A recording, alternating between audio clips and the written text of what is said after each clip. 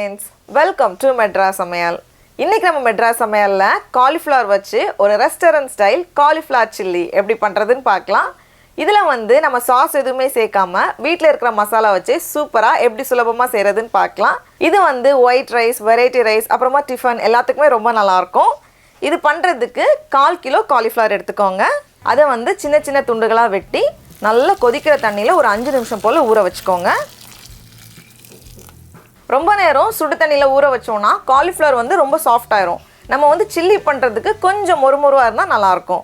அதனால 5 நிமிஷத்துல இத வடிகட்டிட்டு தண்ணியில அலசி வச்சுக்கோங்க, பச்சை தண்ணியில. அடுத்தது காலிஃப்ளவரை கோட் பண்ணி பொரிக்கிறதுக்கு நான் இன்னைக்கு வந்து 1/4 கப் ரவை எடுத்துர்க்கேன். அப்படி இல்லனா 1/4 கப் மைதா மாவு எடுத்துக்கோங்க. ரவையை வந்து ஒரு மிக்ஸி ஜார்ல மாத்திட்டு நல்லா பவுடர் பண்ணிக்கோங்க. பவுடர் பண்ணிட்டு இதை வந்து ஒரு பவுலில் மாற்றிக்கோங்க.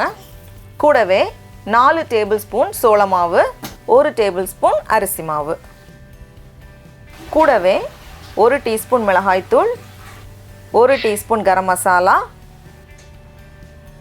தேவையான அளவு உப்பு, கொஞ்சமாக மிளகு, கடைசியாக கொஞ்சமாக தண்ணி சேர்த்து இதை வந்து ஒரு 2-3 நிமிஷம் போல் ஊற வச்சுக்கோங்க. ரவை ஊறினா தான் நமக்கு அந்த பதம் தெரியும். இப்போது காலிஃப்ளவரும் உள்ளே சேர்த்துட்டு இதை வந்து நல்லா கலந்துக்கோங்க. எல்லாம் நல்லா கோட் ஆகணும், கொஞ்சம் கெட்டியாக இருக்கணும். தண்ணி குறைவாக சேர்த்துக்கோங்க. பாருங்கள், காலிஃப்ளவர்லாம் அழகாக கோட் பண்ணியாச்சு. எண்ணெயும் சூடாக இருக்குது. இப்போ ஒன்று ஒன்றா போட்டு நம்ம பொரிச்சு எடுத்துடலாம்.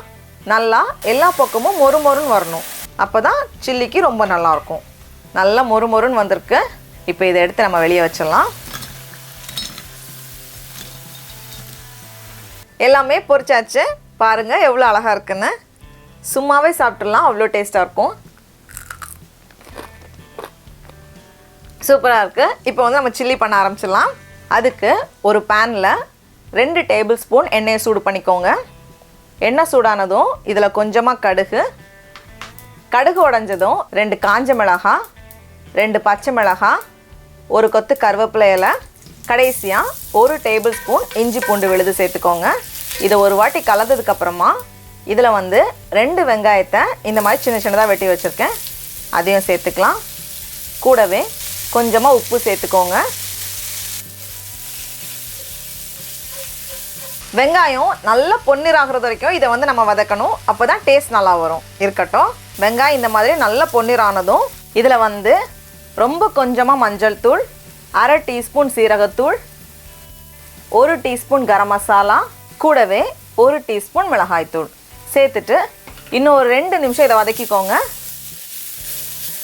இப்போது மசாலாவோட பச்சை வாசனை போனதும் நம்ம பொரிச்சு வச்சுருக்கோம்ல காலிஃப்ளவர், அதை உள்ளே சேர்த்துட்டு நல்லா கலந்துட வேண்டியது தான். நல்லா எல்லா பக்கமும் நல்லா கோட்டார மாதிரி கலந்துட்டு நம்ம இப்போ ஸ்டவ்வை ஆஃப் பண்ணிடலாம். அவ்வளோதான்.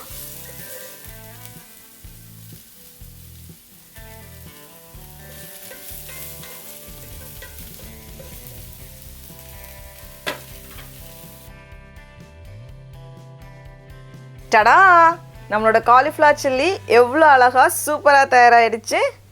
பாருங்கள் எவ்வளோ நல்லா இருக்குன்னு. இப்போ நம்ம டேஸ்ட் பண்ணி பார்க்கலாம். ரொம்ப ரொம்ப சூப்பராக இருக்குது. நீங்களும் கண்டிப்பாக அந்த ரெசிபியை வீட்டில் செஞ்சு பாருங்கள். உங்களுக்கு இந்த வீடியோ பிடிச்சிருந்துச்சுன்னா மெட்ராஸ் சமையலுக்கு சப்ஸ்கிரைப் பண்ணுங்கள். நாவின் சுவை எறும்புகள் மலரட்டும்.